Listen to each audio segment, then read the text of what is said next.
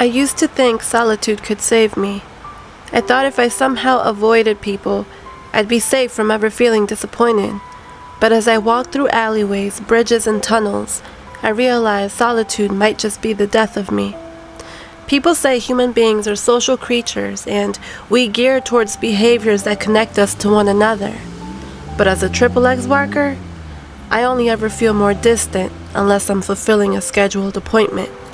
Only then do I feel like anyone's ever making a true effort. It's like those who hire me are the only ones who could ever truly speak my language, and those who exist around me only speak to be heard, not listen. Sometimes I walk during the night to hear the chaos of the world simmer down to useless noise. I was never able to find silence, but I am able to use the scattered sounds of all that exists around me to somehow remind me I am just as disruptive as the rest. My reality may be relatable to only some, and even then to an extent, but I am not any different than any other person sharing this realm. I bleed, I cry, I eat like the rest, yet somehow I get chosen as one who deserves death. Frankly, many of my coworkers receive the same threats. I don't know.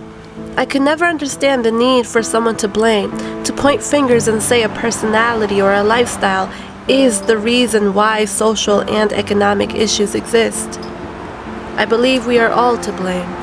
We are all extensions of bad habits and poor sense of self.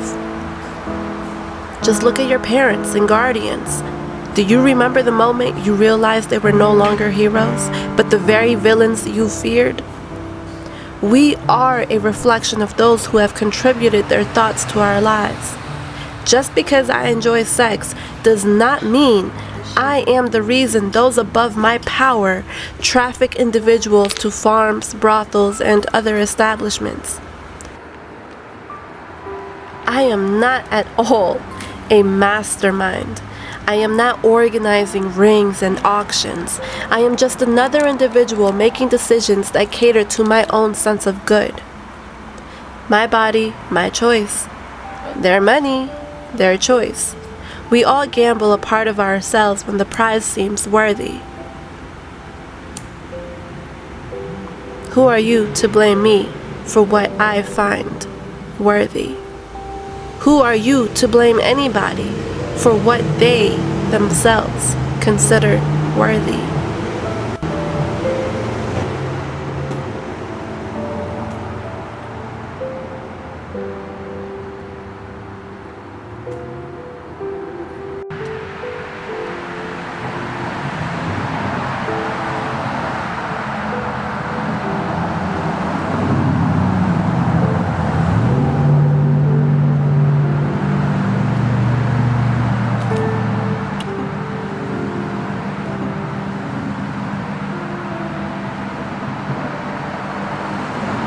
Sometimes my adrenaline is quite high. I try to relax, but I seem to only ever become more anxious, restless, desperate to survive. But what is there to survive when the source of our pain and bother comes directly from our minds? We have the choice to shift perspective. Yet somehow, I always end up in a cycle of downward spiraling thoughts. When I am not frustrated, I am sedated by exhaustion. I am mostly numb. I am mobile, breathing, and have the ability to evolve, yet I seem to prefer to pretend I am incapable, handicapped, and dull. I don't know why I do this. It's easy to do what the rest do and blame society for who I've become, but truth of the matter is, being alone and feeling lonely are two different experiences, which we all have the authority to experience or not if we want.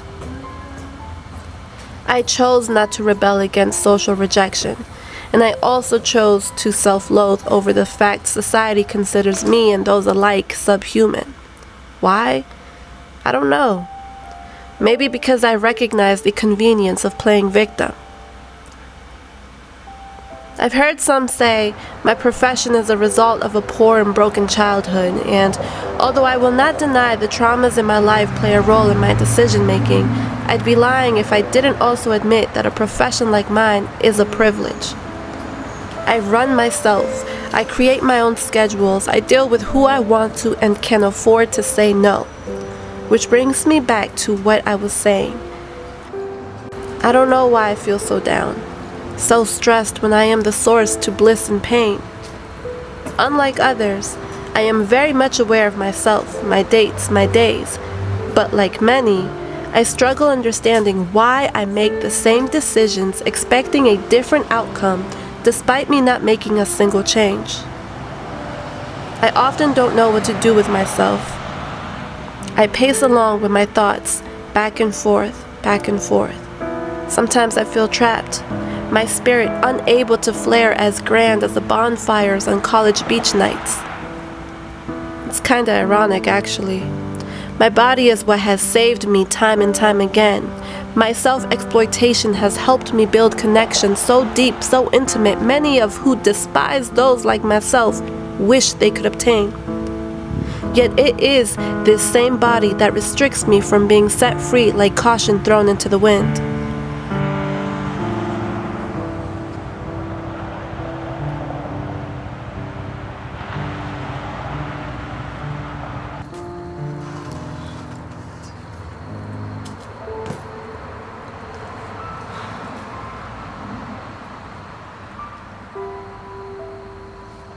I guess what I'm saying is, solitude is my comfort place. And sometimes we get too comfortable. We forget we can get up and go wherever, whenever we want to.